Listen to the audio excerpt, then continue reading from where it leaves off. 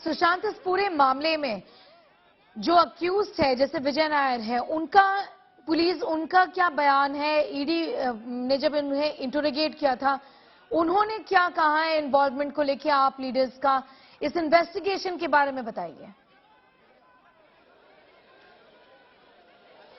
देखिए, मैं आपको स्नेहा बता दूं कि इस पूरे मामले के अंदर विजय नायर, जो कि कम्युनिकेशन इंचार्ज हैं आम आदमी पार्टी के, वो इस पूरे मामले के अंदर ईडी की तरफ से आरोपी जो है वो बनाए गए हैं। समीर महिंद्रू, जो कि अगर कहा जाए तो लिकर के कारोबारी हैं, उनको इसके अंदर आरोपी बनाया गया है। लेकिन जिस तरीके से कल समीर महिंद्रू का जो बयान ईडी के कोर्ट के सामने पेश किया, उसको लेकर के जो समीर महिंद्रू है, उनकी तरफ से कोर्ट में पहले से ही एक पिटीशन जो है वो दाखिल की गई है कि ईडी की तरफ से उन पर लगातार दबाव जो है वो बनाया जा रहा है, इस तरीके के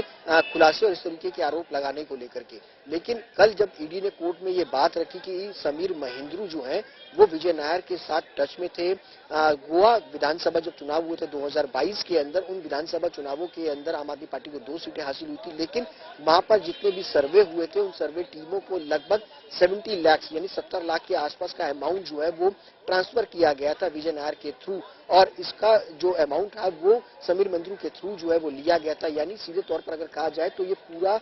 इस पूरे मामले पर पैसे का जो लेन देन है वो सबसे बड़ा खुलासा जो है वो होना था। और इसी को लेकर के अब जो बात सामने आई है कि जो करोड़ों रुपए का घोटाला हुआ है वो कहाँ हुआ, वो पैसा कहाँ गया, अब सीधे तौर पर ये नजर आ रहा है कि किस तरीके से उस पैसे का इन्वेस्टमेंट जो है वो अलग अलग स्टेट्स के जो चुनाव है उनमें इस्तेमाल किया गया। इस तरीके के आरोप जो है वो फिलहाल जो बीजेपी है उनकी तरफ से लगाए जा रहे हैं आम आदमी पार्टी में, कि लगातार जिस मुद्दे को वो उठा रहे थे एक्साइज पॉलिसी को लेकर के कि बड़ा स्तर पे घोटाला हुआ है, पंजाब चुनाव और गोवा चुनाव, ये 2 स्टेट्स के जो चुनाव थे वो एक साथ हुए थे, और ऐसे में आम आदमी पार्टी की पंजाब में सरकार बनी थी, लेकिन गोवा के अंदर 2 सीटें हासिल हुई थी आम आदमी पार्टी को। उस पर अब बीजेपी एक बार फिर से आम आदमी पार्टी पर हमलावर है। उनका साफ तौर पर यही कहना है कि जो चुनाव हुए उनमें पैसों का जो इस्तेमाल हुआ है वो वहां पर किया गया। दिल्ली में जो शराब घोटाला हुआ 2020 के अंदर, जब ये कोरोना की पहली वेव आई थी, उस दौरान जब लगातार कोरोना के मामले सामने बढ़े थे, उस वक्त नई पॉलिसी जो है वो तैयार की जा रही थी दिल्ली के अंदर, और कई करोड़ रुपए का घोटाला हुआ। आपको याद होगा स्नेहा, जब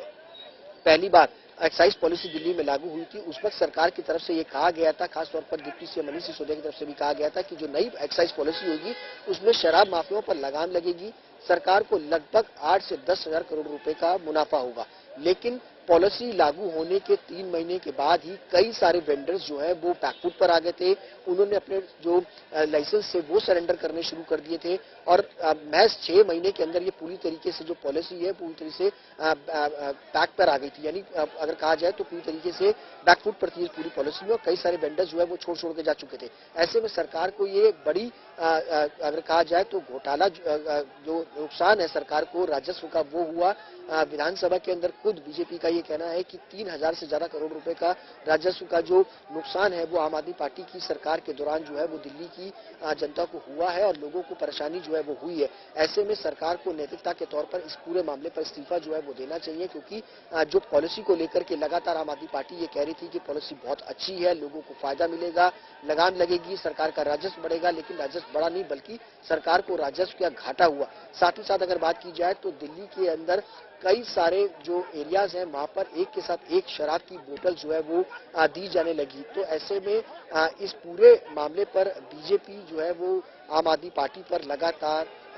खुलासे जो है वो कर रही है, और लगातार इसमें प्रेस कॉन्फ्रेंस जो है वो की गई। बीजेपी के कई बड़े नेता, अनुराग ठाकुर हो, कई बड़े प्रवक्ताओं ने इस पूरे मामले पर खुलासे किए, किस तरीके से आम आदमी पार्टी के तार जो है वो जुड़े हुए थे कई अलग अलग विधायकों के साथ। इस पूरे मामले पर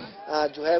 लीकर पॉलिसी और लीकर वेंडर्स जो है वो जुड़े हुए थे। इन खुलासों को लेकर के पूरा पिछला चुनाव जो है वो देखने को मिला था, लेकिन अब एक बार फिर से कहा जाए तो जैसे ही ईडी की ये पूरी बात सामने आई है कोर्ट में, एक बार फिर से बीजेपी जो है वो हमलावर हुई है, और इस पूरे मुद्दे पर अब मुख्यमंत्री अरविंद केजरीवाल के इस्तीफे की मांग जो है वो बीजेपी कर रही है। जी बिल्कुल। In this Delhi liquor scam, the BJP is holding protests right now. These are pictures in fact coming in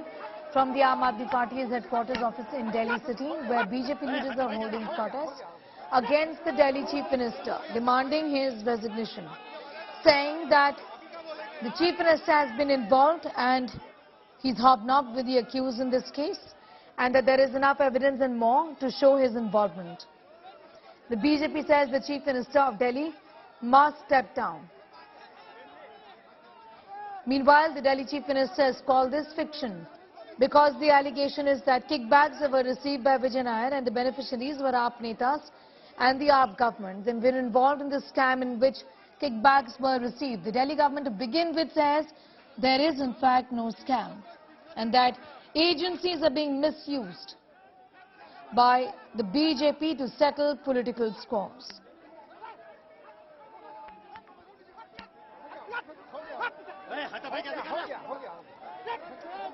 Pictures of the BJP protesting